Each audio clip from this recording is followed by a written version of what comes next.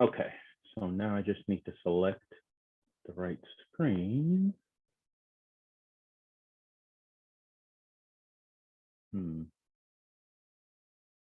Maybe this one. Let me know if you're seeing, are you seeing my slide deck? Not yet. Not yet, okay. Nope. One Looks second. like it's starting to go. Okay. We can see your Zoom screen. Okay, so might be right underneath this one.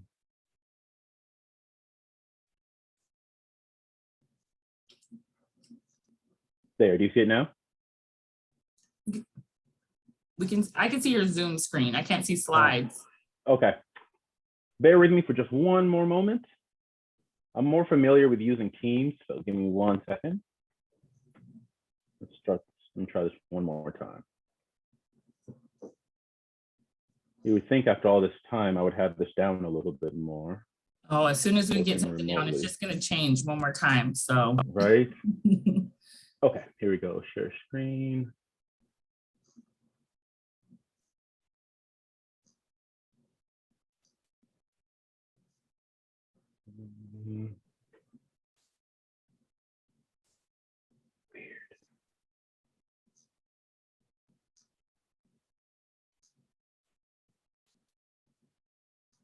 Is it the slideshow?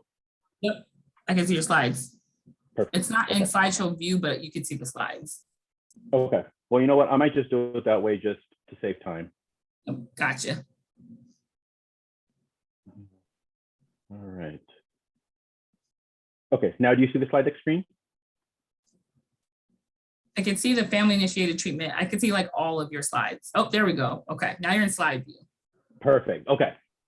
So sorry about that at first. Thank you everybody for joining us for this training. I am going to be providing a lot of information, and so please feel free to put questions in the chat. There should be plenty of time at the end for tons of questions. I also have included tons of resources at the end of this slide deck, which I will be sharing after I am done. So there will be tons of resources about all the information that I've shared. Also, my contact information is going to be included. So if you have any further questions, please feel free to reach out to me. So before I go into family-initiated treatment, just want to orientate you a little bit to our section. I work at the prenatal through 25 behavioral health integrated services section at the Healthcare Authority, and that is within the Division of Behavioral Health and Recovery. And so our section is led by Diana Cockrell. And then I oversee our school age services. So any of our services that expect youth between the ages of 5 and 18. And then Tina Burrell is acting transition age supervisor. She's currently overseeing our services that involve youth between 16 and 25. And so there's a little bit of an overlap there. And some of you may be familiar with Tina as well. She also leads our team who supports WISE services throughout the state. So a little bit about how we think about our work. We think about our work around continuums, meaning, we want to make sure that at every life stage, there are developmentally appropriate services for you. Within that, there are several services within that service continuum, not necessarily only for the youth, but also that will help the whole entire family system. And then also readiness of change. We want to make sure that the services and the providers are there in place that can support families whatever stage of readiness of change that they're in. And then the core elements that we incorporate in all of our work are brain science, DEI, trauma-informed, lived experience-driven, poverty impacts, and then also the data-informed. The piece that we're really focusing on now and want to make sure that we're infusing more of, all of those are great, but we really want to enhance our lived experience-driven. We want to make sure that at every step of the way, we're getting detailed information and we're getting participation from those who have experienced the system, whether it's children that have been in the system and now are adults, or children that are currently in the system, and then also their families. How are their families experiencing it, and what supports do their families feel like they have and or need that will help this move forward. And then we're separated into lifespans. As I mentioned, we have our team that is focusing on prenatal through 5 work. Then we have our school age, and then we have our transition age. And that's really directly connected to the continuums of health. We want to make sure that those services for those different age groups, because they do differ from age to age, are developmentally appropriate and really meeting the needs of the family. And then the other pieces that we're involved in is we're doing some work with youth and young adults leaving residential care into secure housing. We want to make sure that there are more processes, more plans in place, and more providers and more options available for those youth as they transition out of residential care, because those housing services is something that's a huge need. And then we also have a small section of our team that helps staff the Children Youth Behavioral Health Work Group. So as you can tell, our section is involved in very many different areas of work, but I just kind of wanted to give an idea of what we do. So if anybody has any questions about any other pieces of work that we do, please don't hesitate to reach out. More than willing to always talk to people about what else we have on our table. Okay, so what we're going to be covering today around family-initiated treatment, we're going to start by talking about behavioral health services for youth, specifically 13 to 17 years old. We talk about pathways to access, and then just going to talk about the values that we try to live by and we try to follow as we're initiating and working towards these services. And so family-initiated treatment, we're going to talk about the background, how that came along. We're going to talk about how those services look, both inpatient and outpatient. We're going to talk a little bit about medical necessity, and then the valuable roles of families being more actively involved in the process, and also information sharing. And then there's going to be a bunch of additional resources that I'll share at the very end. So a couple of things before we move forward is I wanted to go over some definitions. That if you're familiar with this law and you've read into it, you'll see that there's a little bit of change there.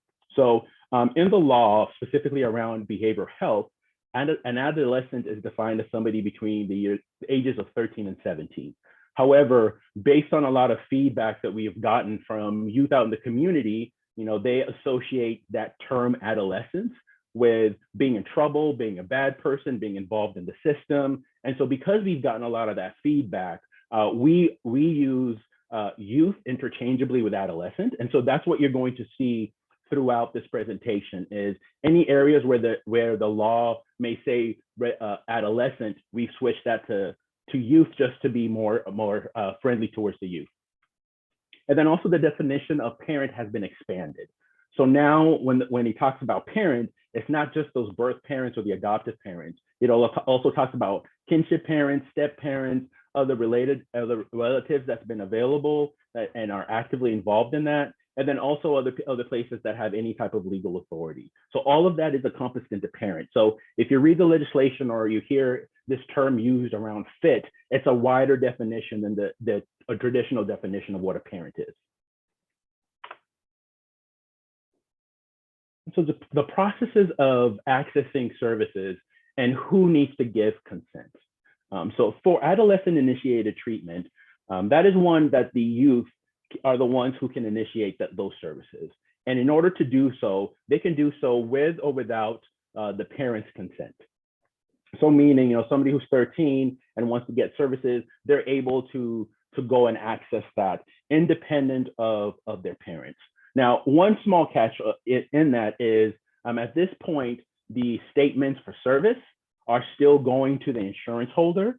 And so this is not a complete private, so to speak. I mean, the parents are going to initially find out that the youth was enrolled in services, but as far as the information that they share, because they're the ones who initiated the services, they're going to have a little bit more privacy in that area. And then parents still have to consent to services for any youth, for any kids under the age of 13.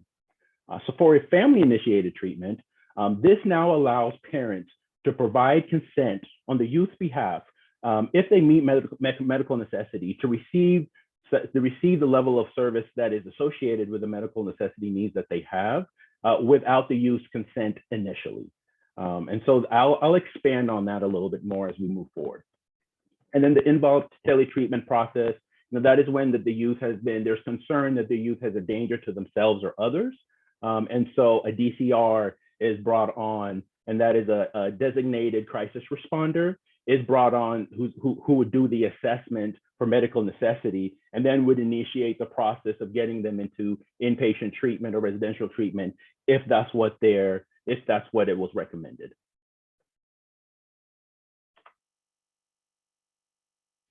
So the health values that we follow, there are the three main core values that we follow here in Washington State as we're looking at the services. We want to make sure that the services and supports are determined by the strengths and needs from the youth and family. While us as professionals, we may be able to assess a situation and give some great ideas based on our history about what will be helpful. But as we all know, the youth and the family are their own experts. They're the experts on what works for them. And so we want to make sure that in all services, as much as possible, and to the discretion of the provider, that they're really listening to the strengths and the needs of the family and really helping to build on those. And then whenever possible, treatment services are provided in their community. This is not always possible, especially if you're thinking about something like inpatient. There are times that depending on where a bed is, the bed may be in a location that is not familiar to the youth. And so the goal around this is not so that just the youth is familiar, but also to make sure that that sense of community is not lost. So whether they have active family members or teachers or whoever else is in their life that really plays that active role, making sure that they're as close to their community as possible is going to increase the likelihood of that happening. And then making sure that services are culturally and linguistically sensitive. And I think this is on very many different levels. On the surface, yes, we want to make sure that either there's an understanding on the family's culture and their language needs, but also it's not going to a point of not saying that you're the expert, but really, again, relying on the family to let us know what is your culture, what does that look like? Because even though you may be familiar with that specific culture, each family could look different how they incorporate that culture in their own home. So really making sure that we're paying attention to those needs and paying attention to how this family is looking at and applying the culture that they belong to.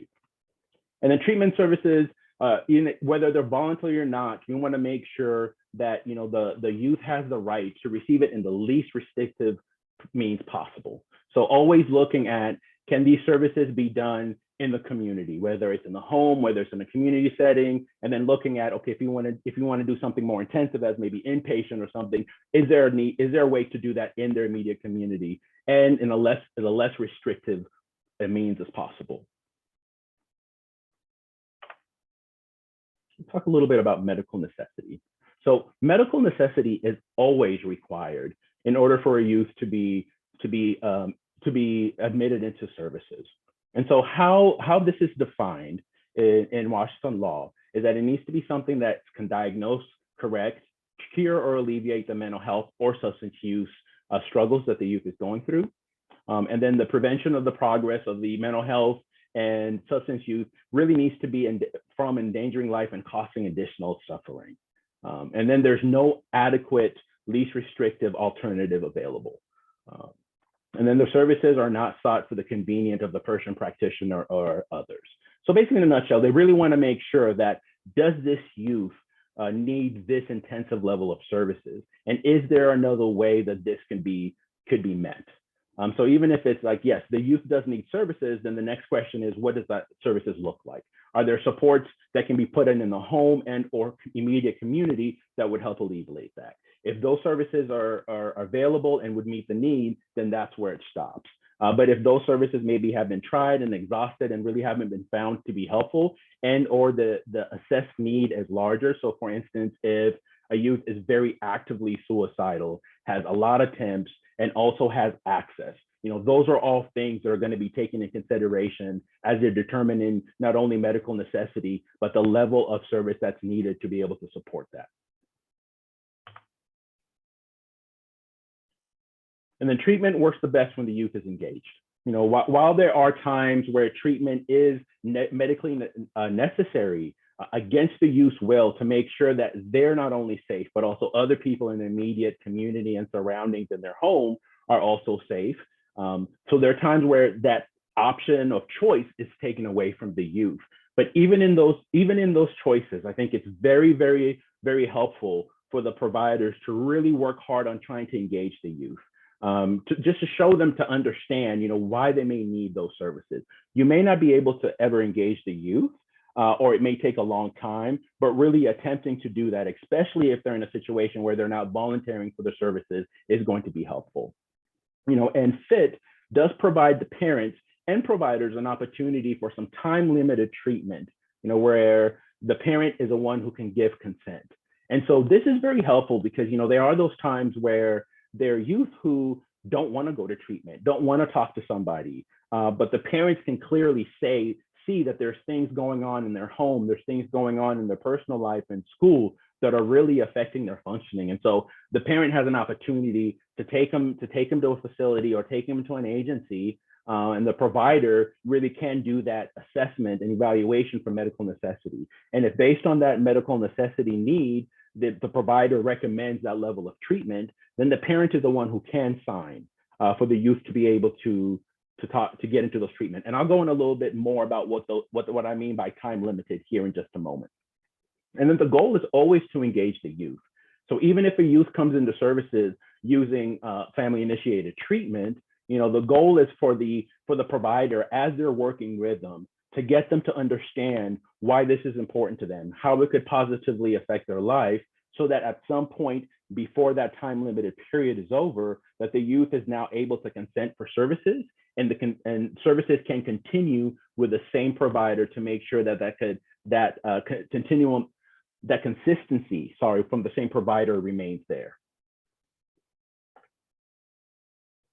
So a little bit about how did we get to where family initiated treatment is today? So back in 2018, there was a work group that was formed, and on the work group wanted to make sure that there was very many different perspectives to make sure that this decision or this initiation was not just based on either the youth's standpoint or the parent standpoint or the provider standpoint. So there was a group of all of those, family members, youth, providers, and also other system people that are involved, whether it be people who either don't have youth that are in this age bracket, but maybe have had experience, or have youth that are going to be in that experience, or some other different agencies who work very closely with youth in this area. We wanted to make sure that all those perspectives were had. And then what the work group did is they conducted a very large survey to get a lot of feedback on what the services could look like or should look like to be more helpful. And so in 2019, and sorry, this may be a little bit hard to see, but again, I am going to be sharing these slides, so you'll have all of this information here after I'm done with this presentation. But in 2019, as a result of the recommendations, the legislation passed House Bill 1874, and that was the Adolescent Behavioral Health Care Access. And so some of those treatments, some of those changes, as I mentioned, and so before 1874, parents could only consent for short terms of services for their youth, only for stabilization and some inpatient settings. And then only the definition of parent was not as wide as it is now. It was more around the biological and adoptive parents, and then sometimes if he had legal authority. But now it's been expanded so that more people are able to help their youth access services. And then at that point, providers could not disclose information about the youth to the parents, even if the information could be life-saving. So as this passed, parents now had access to medically necessary services, both inpatient and outpatient. As I mentioned, the definition of parent was expanded. And then also the laws around the treatment and sharing of information were changed. And so now the providers have more discretion on the information that they can share. And I'll go a little bit in that, and I'll give some examples of that here in just a minute. And then in 2020, House Bill 2883 passed. And so that included residential treatment as a facility added as a treatment option that FIT could be utilized to access. And then there is no time limit on the residential treatment that could occur when FIT is being accessed. But the catch to that is it has to be medically necessary. So as long as the medical needs are being met or the medical necessity for that level of care maintained, then the youth is able to continue to get those services. But as soon as they're assessed for a lower level of care, then the process towards discharging him and getting him to that level of care needs to be initiated.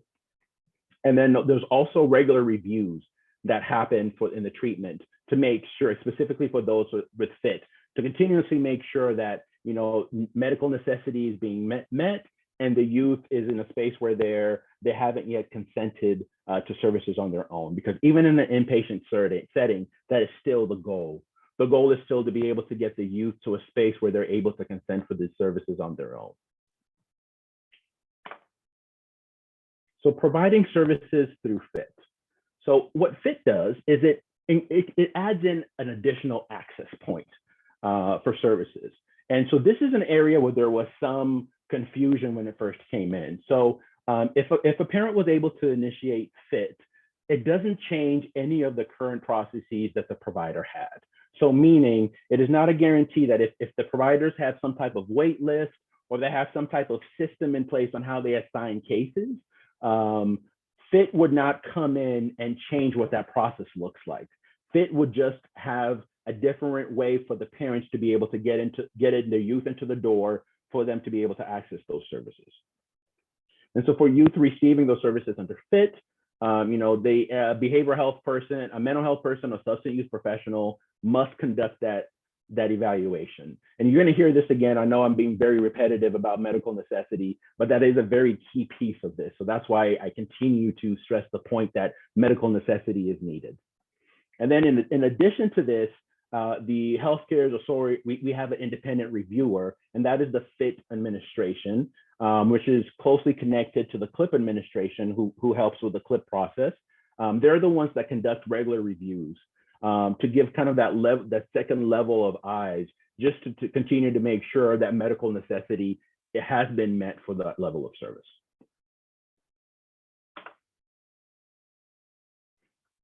And then, as I mentioned, FIT does not necessarily change any provider's process. And so, providers are still going to have their own processes in place. They're still going to have their own requirements on how they do their intake process, how they get people assessed.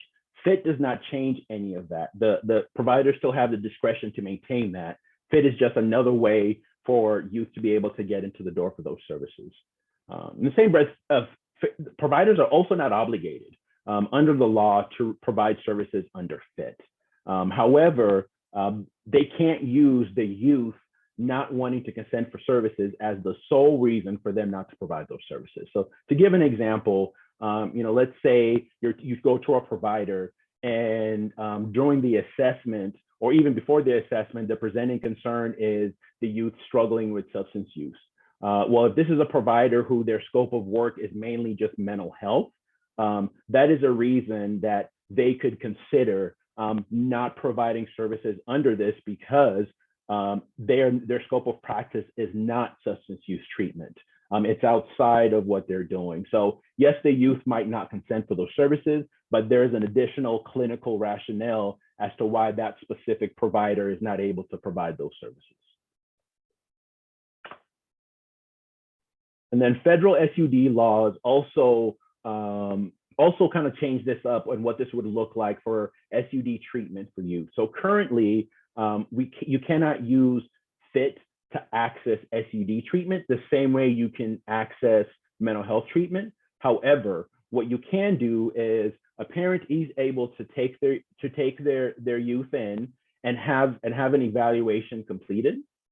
But once that evaluation has been completed, unless the youth signs consent, the parent is not able to get information around what the evaluation called out, and the youth cannot go into any type of SUD treatment until they voluntarily want to receive that treatment. And so, as part of that process, and the providers know this, and so what they do is during the evaluation process, they really try to stress the importance to the youth of them receiving that care. So that way, with the hopes of, by the time that they're done with the evaluation process, the youth is in a space that they see the benefits and are willing to sign for that consent. So that way information can be shared with the parent so that they're aware of what's going on, and then they can move forward with receiving that treatment.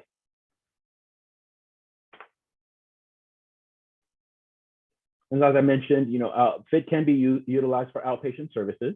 And so medical necessity is still needed, and fit is done so at the discretion of the provider. So as I mentioned, no provider is obligated. They're able to use their discretion, but there is that they have to make sure that there's a clinical rationale as well. And so for outpatient services, fit is you're allowed 12 outpatient sessions within a 3-month period, and that is with a specific provider. So let's say a youth does not consent to treatment after those 12 sessions. Well, per the law, the service cannot continue with that specific provider. However, if the parent was able to find a different provider and initiate services that way, the law does not limit how many times fit can be used with different providers. Now, with that being said, as you know, consistency is something that's important in treatment. And so, best case scenario and best practice would be for the youth to be able to remain with the same provider, especially if it's somebody who they've been able to build a good rapport with. And so another piece that we're really stressing to providers in the engagement piece.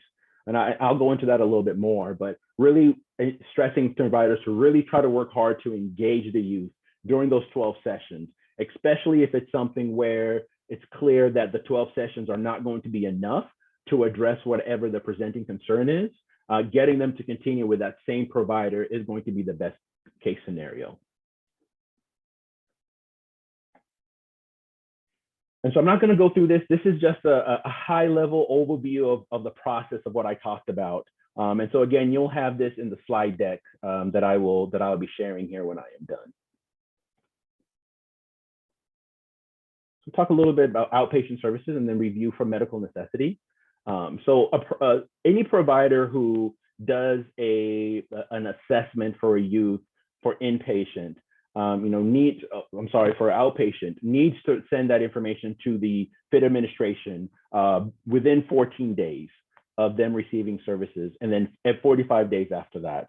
As I mentioned, the law calls out for that second review. And so to just clear that up, the second review is not through the lens of trying to determine that medical necessity is not there. It's just adding that second layer to either support that medical necessity is there, or if there's maybe some gaps to get more information that would support the need for those continuing services. And so some of the information that is utilized in making that decision is, any admittance face sheet, any intake assessments, and any summaries that are in place. All of that information is really going to be helpful to continue to make those determinations. And so for inpatient treatment, at this point, there's 2 types of facilities that inpatient treatment can occur. Those are your acute inpatient psychiatric treatment facilities. And so, those are your really high level lockdown, independent licensed facilities. And then you also have your residential care. Those are sometimes a little bit step down processes. They tend to be not as secure, but some of them are. And it provides a little bit more of a home setting versus a more of an institutional setting that when you have in your psychiatric care hospitals. And then within the inpatient facilities, there's hospitals where there's general psychiatric. There are some hospitals that maintain a couple of beds. And then we also have some facilities that are just strictly inpatient facilities for youth. And then, for the right licensed treatment facilities, they have to be able to do evaluation and treatment for minors, secure detox, and then approved substance use treatment programs as well.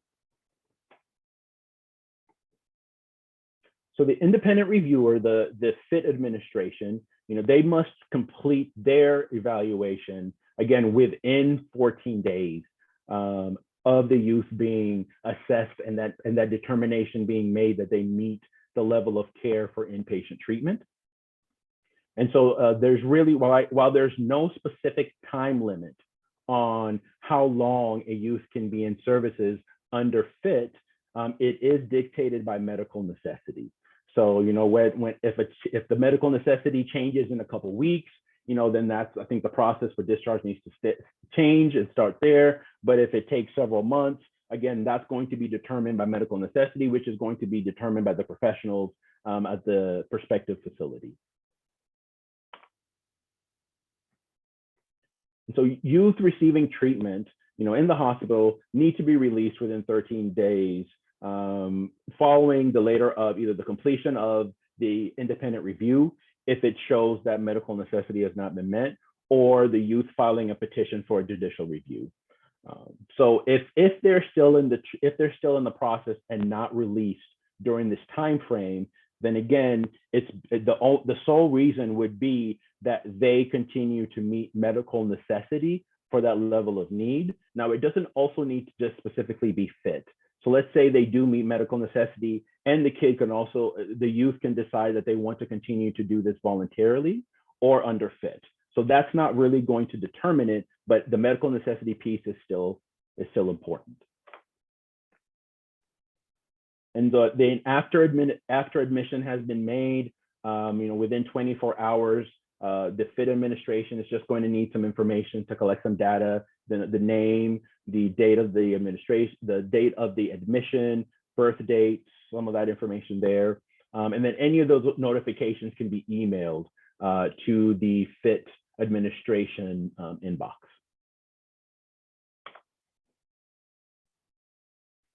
And then the medical reviews. As I mentioned, the provider has to do that evaluation between 7 and 14 days, and then within 7 days. But then HCA really needs to get that information within 14 days, so the independent reviewer can either support or ask some clarifying questions around the level of care being utilized. And again, so this just lists some of the information that is looked at, the face sheet with parent contact, any history of admissions. One of the important is the notes, any progress notes from the 2 to 3 days that the youth has been there. Because while they're going to be looking at everything and taking everything in consideration, because they're also assessing again for medical necessity, they're going to be kind of gauging on the length of time that the youth has been there. While they've been there, has treatment made enough of a change that the level of necessity, the level of services has dropped down? And so that's why it kind of calls out the 2 to 3 days of notes that are going to be examined. And so after the admission, the FIT review is sent, a certificate will be sent to the provider for the inpatient file, just basically saying that the review was completed and a medical necessity was either supported or not. And then the patient must provide, the inpatient unit must provide the youth with a copy of their rights to petition the the Superior Court. And that's very important that the youth are notified about that right. And to our knowledge, that happens very consistently. We haven't heard of any concerns around the youth not getting access to this information. And then if the independent reviewer does determine that medical necessity has not been met, to continue that, then they quickly notify the provider and the parents so that the discharge process can be initiated sooner rather than later. And so more on that, the facility must release the youth within 24 hours. Now, if the facility also still feels that through its petition that the youth really needs this level of services, and the parent also agrees to that, they should be released on the second day following that determination, so that it gives the parent some time to go and file a youth at risk petition. Now, I don't know how much involvement, just being transparent, I don't know how much involvement the prospective facilities will have other than maybe providing that information. So this is an area where I don't know how much support parents may get in this area. However, I am going to be sharing some resources here in just a moment that I think is going to be very helpful for parents to help them navigate this process if they're not familiar with it. And then the inpatient provider must also notify the FIT administration of the discharge date so that we can add that to the file. And again, this is just a high level kind of view of what that process is. I'm not going to go through this, but this really just goes through the process that I just talked about what the inpatient services. I'm going to spend a little bit of time talking about disclosure. What type of information, should be disclosed to parents. So again, as I mentioned a little while ago, now providers are able to disclose certain pieces of information that they feel is going to benefit the treatment process. And so what I mean by that is, based on the provider's clinical judgment, so some piece of it they could choose not to share, other pieces they will, but this was written in that way to not now have the law dictating what a provider's specific practice absolutely needs to be and what decisions they need to make. So before sharing the information, the professional should talk to the youth about what information is going to be disclosed and really address any concerns that the youth may have. So in my experience in working, so I spent about 5.5 years working with CCS there in Pierce County. And in my experience of working with youth and families and really trying to help them be a part of this process, whether I was making a CPS report or I was talking to a school, I found that even families and youth that were initially very upset that I even had to do that, the fact that they were able to be a part of that process, and when it's just as simple as sitting there and listening to everything that I am saying, just so they're aware what's happening. I think that has been very helpful. And I've also spoken to a lot of people within the system that have said that, yes, this is a process that families do find to be helpful. Now, it doesn't work for everybody, but it's a good practice to engage in. And then, if the information that is going to be disclosed is not supported by the youth, but the provider still determines that this is going to be helpful information to share with the family, they just must document what the youth's concerns were and their reasoning before it. So it's not going to be anything that comes back. It's just basically, I had the conversation with Jimmy. I told him that I needed to talk to his parents around his cutting. He was not open to that, but I felt it was necessary for me to do so that we could safety plan. Just something small and brief like that would really meet this need. And then this is just a sample of some of the information that can be shared. So this is not an exhaustive list, but any type of diagnostic or recommendations of treatment, how treatment course is going, any medications that are have been prescribed or are going to be prescribed, including what the benefits and any potential risks could be to that, crisis and safety planning, referrals to other community systems, and any types of teaching or trainings that would be helpful that the youth either has been doing or that the provider wants to recommend the parents or the family to get engaged in. But again, this is not an exhaustive list. And so, anything else that is outside of this list that the provider deems that it would be important to share should be shared. Then one of the ultimate goals really is just to foster that increased engagement between provider and youth. And so that's why I've talked a lot about, making sure that they're trying to spend some time engaging the youth into the services and trying to get them to see the benefits of being voluntary. Even though that ultimate may not happen, just those attempts to try to engage and have them actively participate is going to be very important.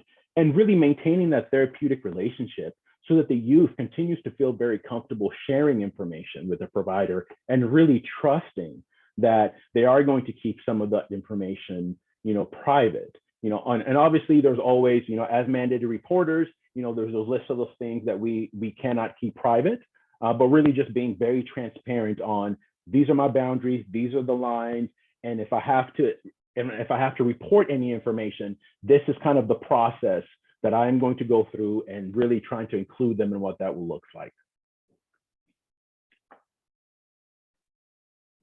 And then family members, making sure that the family is really actively engaged in this process is going to be very helpful. So making sure that the family is a part of the team, and that's how the youth and the family and the parents define family. So families can look very many different people. It doesn't always need to be people that are blood related. It could be a neighbor, it could be a teacher, a coach, you name it. But anybody that plays an active role, it would be really good for them to be involved. Because as we know, a lot of times things don't happen in a vacuum.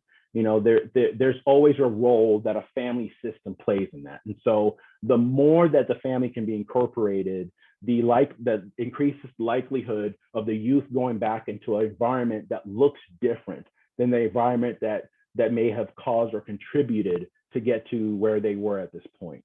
And then also just learning about some of the fears and anxieties that the youth may have or other family members may have had or gone through would be very helpful. Now, something that I also found to be very helpful is, also sending the message to the youth inadvertently that everybody has a role. So it's, when you assign the parent a homework assignment, or you very respectively in a good way kind of call out or highlight, a piece that they may be doing that is not very helpful. And again, if you're going to do that, it would be great for you to have a conversation with the parent beforehand so that they're not surprised, they kind of know what's going on, but really also understanding the family culture. Because in some families, regardless of how you approach it, kind of saying something that could be seen as putting down a parent in front of the youth may just completely turn the family away from even wanting to be involved in treatment. And then just the respect of the youth's privacy, is making sure that everybody understands that the goal here is to help the youth through whatever struggles they may be having, and also helping the family members along the way, but making sure that really that information is kept private. So it's not something that's discussed at family gatherings or other things unless the youth is really involved in that piece and wants that to happen. And then it really helps build trust. Really helps build trust for the provider if they can walk that line and balance the youth's needs versus the parents' needs based on what's clinically best appropriate for them to be able to do. Okay. So as I mentioned, I was going to be sharing tons of resources. So again, these are links to all of the things that I have been speaking about, a lot of the things that I have referenced. A couple of things that I do want to highlight is the FIT training modules. So there's 3 training modules that are currently up on our website, and you can access them from the family initiated treatment, either one of the family initiated treatment links, the family page or the provider page. And there's three modules. The first 2 modules go a little bit in depth into the history and really what's in the law. And then the third module is specifically geared towards engagement as a best practice. So there's a lot of good resources and information in there around that. Now, one piece that I mentioned earlier that I wanted to highlight is the very last link here is the Center of Parent Excellence. And so that is something that I wanted to highlight. And so this is a screenshot from that webpage. Just a little bit of background on this before I get started. So back in March, when the pandemic first started, Patty King, some of you may be aware of her, she is our family liaison on our team. She started getting a lot of calls from parents in the community around, my kids are home now, I don't know what to do, what supports are there? And so she started doing a Thursday call. And to all of our surprise, that call was extremely successful in that there were tons of parents that were calling in, sharing resources and really supporting each other. Well, it got to a point where she was not able to maintain it. And so the Washington State Community Connectors was able to take over that because they had a little bit more capacity. Well, during that time frame, we were thinking about, what else can be done to really help the parents who are out here trying to navigate the system. And so, in conversations with a common voice, and some of you may be familiar with that, Patty and them developed the Center of Parent Excellence. And basically what this is a group of parents with lived experiences, regionally based. They have monthly meetings. They provide one-on-one support. There's trainings that they do. And they're people that are very connected and very aware of what's going on within the system. And so for parents who are newer to the system or who may not be newer but are struggling with a specific part of the system, this would be a good resource for them. And so on this page, when you get there, it breaks down to all the contacts. It breaks them down by region. And so I think that's going to be very helpful information. So if you have any additional questions about FIT or anything else that our team may be doing, this very last slide has my contact information. And that is it for my presentation. Let me stop sharing. Thank you so much, Enos. This is really, really helpful information and definitely needed within our community. See almost 40 people here the week of Christmas to learn more about FIT. So it's definitely a conversation that's come up a lot within our community. So I'm great that we had the opportunity to get some of this information. And it sounds like we'll be able to email those slides out to everyone who participated as well. Okay. Absolutely. And well, one more small thing, Ashley, that I wanted to share. So if anybody, whether it's a parent or whether it's an agency, if you would like if you would like this presentation or something similar, or for us to share some information, please do not hesitate to reach out. I think this, as we move into next year, we really want to ramp up the amount of opportunities that we're going out there and sharing this information with providers and parents. So if you ever want this information to be shared, please don't ever hesitate to reach out to me. Yes, I feel like so much happens when we're just able to collaborate and share information. And I'm learning that every time we have a new resource or a change, just how do we get that information out to the community and our providers? And so any opportunity that you guys can partner, please don't hesitate to reach out to Enos. You can always reach out to me as well. There were a couple of questions that came through the chat. Okay. I will ask if you have questions, if you could please not ask any case specific questions. You can definitely follow up with Enos outside of this setting, but any general questions that you may have for FIT may be helpful. I know one of the questions, and I actually asked this question, and I get asked this a lot for clarity, does FIT apply to clip beds? So we get that question a lot. I'm gonna contradict myself a little bit. Yes and no. So as the law is written, inpatient facilities that have FIT beds are able to be accessed. Mm-hmm. Now, the piece that is not very clear is, what does that access look like? Because so the way that it's written is, a parent can take their youth to a facility for evaluation. But the other piece of the law is the facility is not required to have a person available at all times to do that piece. And so that's where kind of things get a little bit messy. So really what we ask people to do is, on the clip page, which is clip resource page, which is on the resources that I sent, they are contacts for each kind of clip administrator, so to speak, in each region from all the plans, and they would be the best people to answer that question. So in theory, clip is able, FIT can be used to access clip. Just being very transparent, I am not 100% sure on exactly what that has looked like historically on the ground. Right. Yeah, and I agree. And if there are specific questions, specifically if you're here in Pierce County, we do our community multidisciplinary team meetings.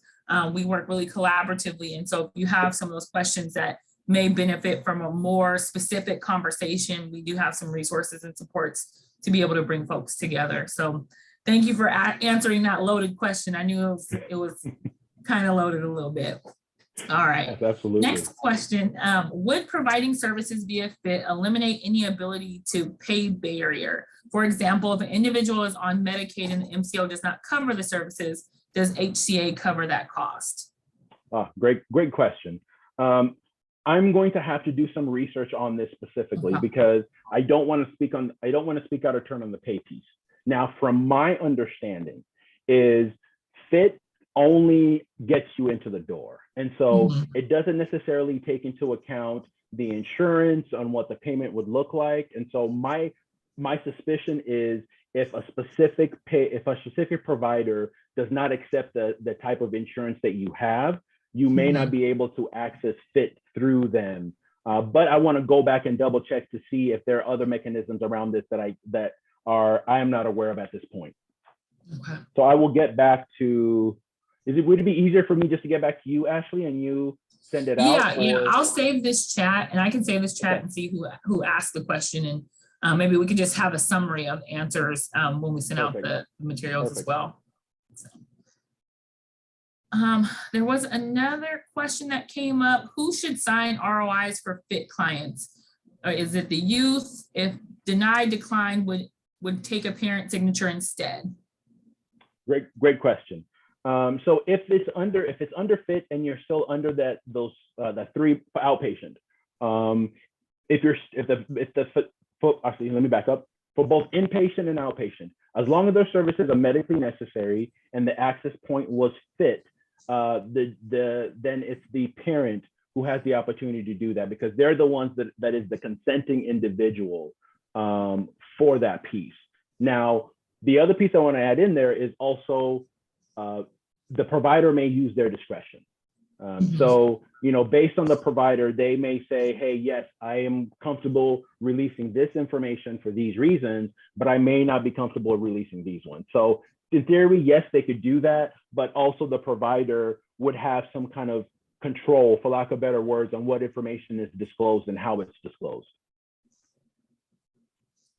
Thank you. I don't know if that answers the question. So there were a couple of questions just more about capacity. And do you know if the state is doing anything to help create inpatient facilities for children under the age of 13? Great question. So there is some inpatient work going on right now to increase beds. However, that work is mostly done on our transition age youth team. And so I am not as involved in that pieces. And so I can get back to you on what that looks like, specifically kind of how many beds are going to be coming online and what those services are going to look like. Now, one thing that I will say is there is specific legislation in place that we're working toward in creating, I believe it's, I don't want to say numbers, but please don't quote me on this, a minimum of 12 to 15 more beds. And I know that really is just a drop in the bucket of the huge need throughout the state. But I know that there are some beds that are going to be coming online, but I'll be able to, after I do some research, I'll be able to speak with more authority on what that specifically looks like. Thank you. I know that that's been an ongoing conversation, both within our county and statewide, about just making sure that we have a continuum of care, right? So having those services for all ages at all different levels, including inpatient beds as well. So I know it's a continued need in our community and something that we continue to talk about. So definitely share any updates that at least come through Kids Mental Health Pierce County when we're having those legislative conversations. And then there was just one more question about kind of provider capacity. Are you aware of any providers that do substance use disorder treatment under FIT other than Daybreak? I am not aware of that off the top of my head. However, Amanda Lewis, who is on my team and works, is a lead for all of our SUD work with all of the providers, she would know that information. So I will connect with her and I will get more detailed information, and I'll also send that through when you send out the update. Thank you. And I believe that was our last question that was in the chat box. Well, that's great. Great questions. And again, as I mentioned, please don't ever hesitate. Even if you know family members that have questions around this, in those links that I sent you, the family page, at the very, very bottom of the family page, there is an inbox. And at this present time, because we're still looking to fill this position, I check that inbox pretty regularly. And so if families have questions specifically around FIT or even accesses to services, please encourage them to reach out to us. We make every effort to get back to them within 48 hours, but most time it's the very next morning that we get back to them. But we just say 48 hours just in case it's something comes in on the weekend, and it gives us an opportunity to get back to them on Monday. Well, thank you so much. So I really appreciate this. And again, what I love the most about these opportunities of training is these are requests that have come specifically from our community, that are things that are happening within our community. And so having that direct ability to reach out to you and have this training for our community is very helpful. As Eno said, this doesn't have to be a one-time conversation. If you are identifying needs within your agency or community or school district, please don't hesitate to reach out. We're happy to connect and see what some of those training needs are and see if there's opportunities for us to collaborate and partner to provide that information and support. So Thank you guys all for logging in today. I hope you all have a great holiday season. Thank you again. This is going to be our last training of the year. If you've missed any of our past training, you can access those on the Kids Mental Health Pierce County website. And then we'll make sure to get this recording uploaded to the website in the next couple of weeks as well. So thank you again, Enos. Thank you to everyone for participating today, and have a great rest of your day. Okay, thank you for everybody for coming. Goodbye.